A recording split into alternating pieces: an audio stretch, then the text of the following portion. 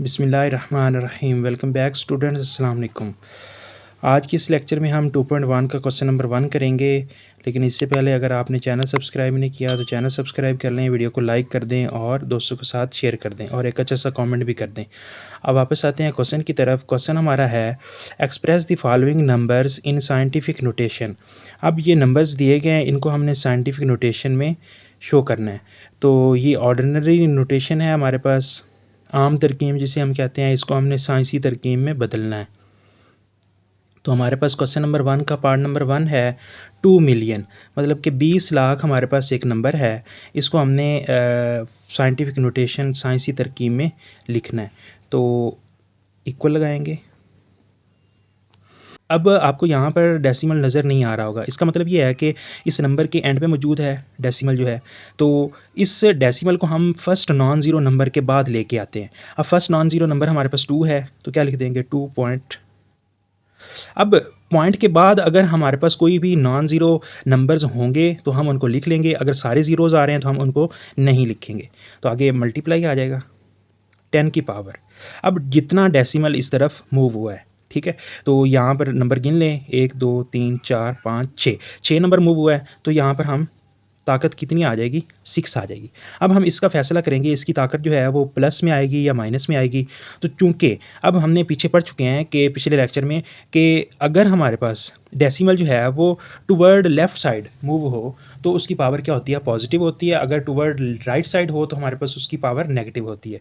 तो ये toward left side है तो हमारे पास इसकी पावर क्या होगी, पॉजिटिव होगी। अब इससे नेक्स्ट हमारे पास पार्ट नंबर 2 है 48,900।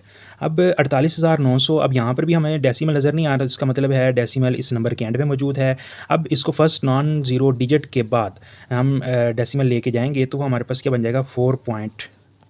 अब मैंने आपको बताया कि अगर डेसिमल के बाद, मतलब फर्स्ट नॉन ज़ीरो नंबर के बाद डेसिमल आ जाएगा, उसके बाद अगर हमारे पास नॉन ज़ीरो डिजिट आ रहे हैं तो वो हम लिख लेंगे, अगर ज़ीरो डिजिट आ रहे हैं तो हम वो नहीं लिखेंगे।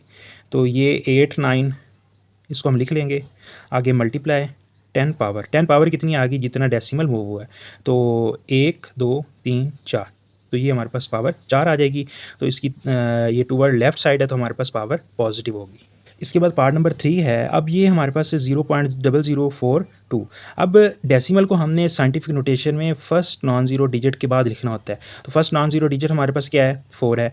तो क्या लिख लेंगे 4.2।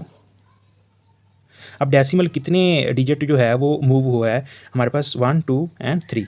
तो यहाँ पर ज़रब 10 की ताकत हमारे पास क्या आ जाएगी, 3 आ जाएगी। अब चूँकि ये decimal towards right side move हो रहा है तो इसकी पावर क्या होगी, माइनस होगी जी। अब हमारे पास पार्ट नंबर 4 है 0.000009। तो इक्वल लगाएंगे। अब ये डेसिमल यहाँ से मूव होगा और 9 के बाद जाके शिफ्ट होगा। तो यहाँ पर हमारे पास क्या आ जाएगा, 9 पॉइंट। 9 के बाद कोई भी नॉन ज़ीरो नंबर नहीं है तो हम उसको नहीं लिखेंगे। तो आगे क्या आ जाएगा, मल्टीप्लाई 10 पावर। अब जितना डेसिमल इस तरफ मूव हुआ है, टुवर्ड राइट साइड मूव हुआ है, तो कितने डिजिट मूव हुआ है, तो हम डिजिट गिन लेते हैं 1 2 3 4 5 6 और 7। तो पावर क्या आ जाएगी, 7 आ जाएगी। अब टुवर्ड हमारे पास डेसिमल जो है वो टुवर्ड राइट साइड मूव हुआ है तो हमारे पास ये नेगेटिव आ जाएगा। हमारे पास पार्ट नंबर 5 है। अब सोच रहे होंगे कि पार्ट नंबर 5 जो है वो 73। अब पार्ट नंबर 5 है 73 मल्टीप्लाई बाय 10 पावर 3। अब आप सोच रहे होंगे कि ये तो पहले ही साइंटिफिक नोटेशन में है। बिल्कुल नहीं है, क्योंकि हमारे पास साइंटिफिक नोटेशन में होने का मतलब सिर्फ ये नहीं है कि आपके पास मल्टीप्लाई बाय 10 पावर आ जाए किसी भी नंबर में।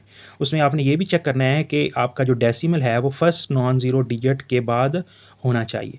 तो यहाँ पर 73 है, मतलब डेसिमल 73 के बाद है।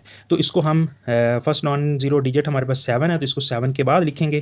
तो क्या लिखेंगे, 7.3 मल्टीप्लाई बाय 10 पावर। अब डेसिमल कितने दर्जे मूव हुआ है, 1 दर्जा, तो यहाँ पर 10 की ताकत 1 लिख देंगे।